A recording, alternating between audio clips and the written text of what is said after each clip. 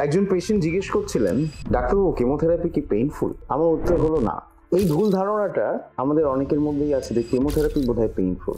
আপনাকে প্রসিডিওরটা বলে রাখি, কেমোথেরাপি কিছুই না, একটি ওষুধ যেটা স্যালাইনের মধ্যে গুলে আস্তে আস্তে দিতে হয়। এক একটি কেমোথেরাপির এক একটা ডিউরেশন। এই কেমোথেরাপি চলাকালীন কিন্তু কোনো রকম পেন, ব্যথা, বেদনা কোনো কিছু হওয়ার কোনো রকম সম্ভাবনা নেই। হ্যাঁ, লোকে কোনটা নিয়ে ভয় পায় যে এই যে কেমোথেরাপিটা আমি নিলাম তার কিছুদিন পরে কেমো রিলেটেড কিছু সাইড এফেক্ট, যেমন ধরুন বমি হওয়া বা মুখে ঘা হওয়া বা ডায়রিয়া হওয়া বা চুল পড়ে যাওয়া বা ধরুন অনেক সময় একটু গা হাত পায়ে ব্যথা ব্যথা হতে পারে, এই জিনিসগুলোকে লোকে মনে করে বোধহয় কেমোথেরাপি খুব পেইনফুল। কেমোথেরাপির সাইড এফেক্টের জন্য কিছু কিছু শারীরিক প্রবলেম হতে পারে, কিন্তু কেমোথেরাপি নেওয়ার প্রসেসটা কিন্তু একেবারেই পেইনফুল নয়। এবং কখনোই কোনো রকম অ্যাংজাইটি নিয়ে কেমোথেরাপি নিতে যাবেন না, কারণ সত্যি এই জিনিসটা খুব স্মুথ।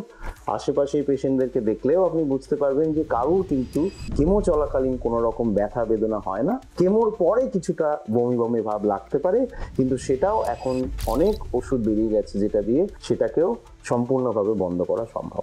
ধন্যবাদ।